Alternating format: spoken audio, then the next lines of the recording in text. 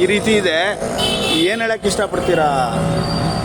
ಸ್ವಲ್ಪ ಜೋರಾಗಿ. ದೊಡ್ಡವ್ರು ಯಾರವರೋ ಇದನ್ನ ಯಾರು ಮುಂದೆ ಮೊದಲು ಉದ್ಘಾಟನೆ ಮಾಡಿದ್ರು ಅವರೆಲ್ಲ ಗಮನಕ್ಕೆ ತಗೋಬೇಕು. ಅಲ್ಲ, ಇನ್ನೂ ಉದ್ಘಾಟನೆ ಆಗಿಲ್ಲ ಅಂತ ಹೇಳ್ತಾವ್ರೆ. ಉದ್ಘಾಟನೆ ಮಾಡಬೇಕು ಅಂತ ತೋರಿಸ್ತಾವ್ರೆ ಅಷ್ಟೇ. ಇದು ರಾಷ್ಟ್ರಕವಿ ಕುವೆಂಪು ಅವ್ರ ಸ್ಟ್ಯಾಚು ಅಂತ ಹೇಳ್ತಾವ್ರೆ. ನಮ್ಮ ರಾಷ್ಟ್ರಕ್ಕೆ ಕವಿ ಅವರು. ಹೌದು. ಒಳ್ಳೆ ಸರ್ಕಲ್. ಎಷ್ಟುವರೆಗೂ ಒಂದು 3-4 ವರ್ಷ ಆಯ್ತು. 2 ವರ್ಷ ಆಯ್ತು ಅಂತ ಹೇಳ್ತಾವ್ರೆ ಅಮ್ಮ. 3 ವರ್ಷ ಆಯ್ತು.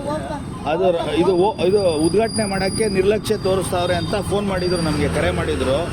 ಇದು ರಾಷ್ಟ್ರಕವಿ ಕುವೆಂಪು ಅವ್ರ ಸ್ಟ್ಯಾಚು ಅಂತ ಹೇಳ್ತಾವ್ರೆ.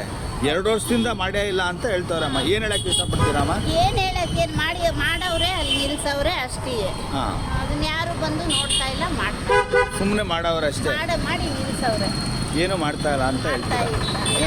ಶಾಸಕರು ಯಾರೋ ಬಂದು ನಿಂತ್ಕೊಂಡು ಮಾಡ್ಬೇಕು ಅದನ್ನ. ಹೌದು. ಅಲ್ವಾ? ಅದು ರಾಷ್ಟ್ರಕವಿ ಕುವೆಂಪು ಅವ್ರಿಗೆ ಒಂದು ಗೌರವ ಸಲ್ಲಿಸಬೇಕು, ಬೆಲೆ ಬೇಕು ಅಮ್ಮ.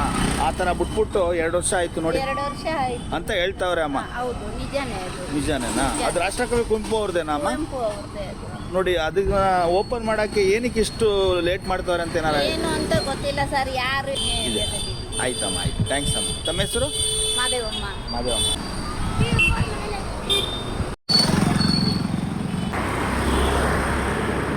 ಒಂದು ಕಂಬ ಬೇರೆ ರೋಡ್ ಮಧ್ಯದಲ್ಲೇ ಇದೆ, ಅದನ್ನು ಗಮನಿಸಿಲ್ಲ ಯಾರು. ನೋಡಿ ಯಾವ ರೀತಿ ಕವರ್ ಸುಟ್ಬಿಟ್ಟಿದ್ದಾರೆ ಅಷ್ಟೇ, ಓಪನ್ ಮಾಡೇ ಇಲ್ಲ. ನೋಡಿ, ಇದು ರಾಷ್ಟ್ರಕವಿ ಕುವೆಂಪು ಅವ್ರ ಸ್ಟ್ಯಾಚು ಅಂತ ಹೇಳ್ತಾ ಇದ್ದಾರೆ. ಇದನ್ನ ಉದ್ಘಾಟನೆ ಮಾಡೋಕ್ಕೆ ಆಲ್ಮೋಸ್ಟ್ 2 ವರ್ಷ ಆಯ್ತಾ ಇದೆ ಅಂತ ಸ್ಥಳೀಯರು ಹಾಗೂ